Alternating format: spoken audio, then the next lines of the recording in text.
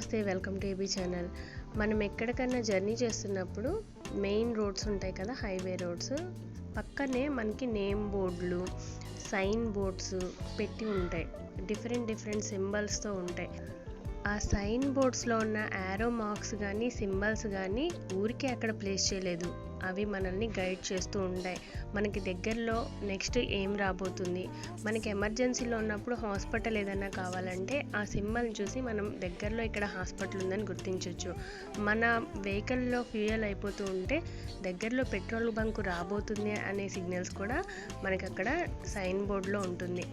Signals దగ్గర ఉండే red light, yellow light, green light, stop ఇలాంటి వాటిని చూసుకొని మనకి చాలా విషయాలు తెలుసు ట్రాఫిక్ గురించి అని అనుకుంటాం. కానీ ఒక్కసారి ఈ పార్కు విజిట్ చేసి చూడండి, ఎన్ని సిగ్నల్స్, ఎన్ని యారో మార్క్స్, ఎన్ని సింబల్స్, ఎన్ని సైన్ బోర్డ్స్ ఉన్నాయో మనకి చెప్పక్కర్లేదు. కొన్ని అయితే మనకి అసలు తెలియవు.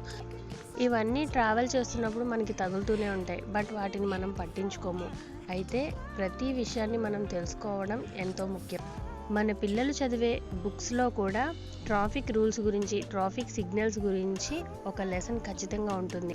పుస్తకాల్లో ఉన్న వాటిని బట్టి పట్టే కంటే ఇలాంటి వాటి దగ్గరికి తీసుకొచ్చి వారికి చూపించినట్లయితే ఎన్నో విషయాలు వారు తెలుసుకుంటారు.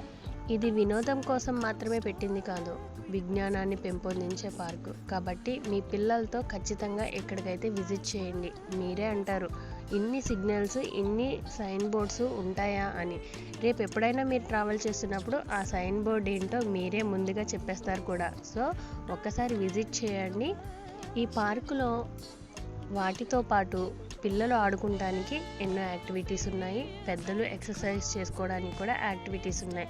అలాగే ఇక్కడ సైకిల్స్ కూడా ఫ్రీగానే ప్రొవైడ్ చేస్తున్నారు.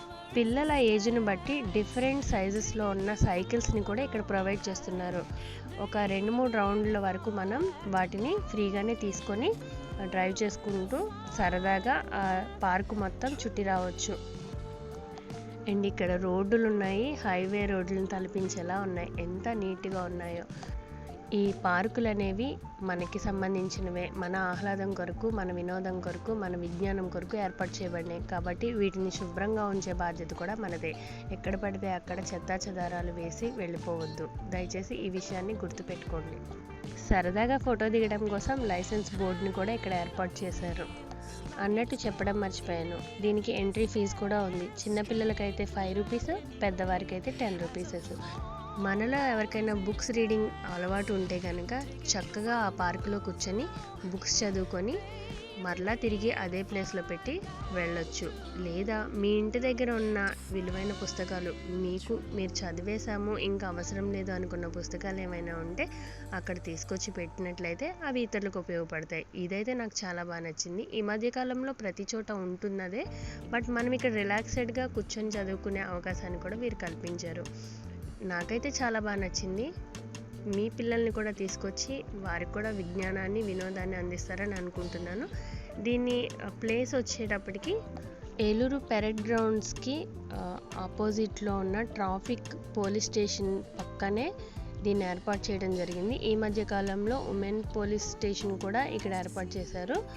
మనకి దగ్గరలో కలెక్టర్ గారి ఆఫీస్ కూడా ఉంటుంది, కలెక్టర్ గారి బంగ్లా కూడా ఉంటుంది.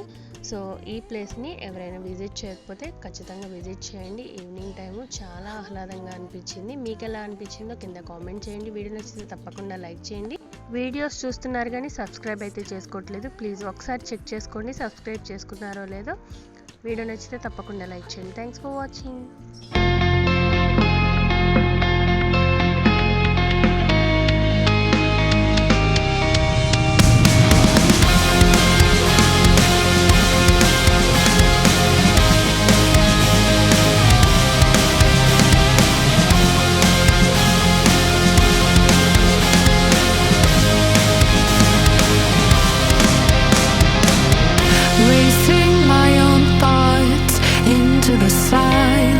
Seeking the guidance I fall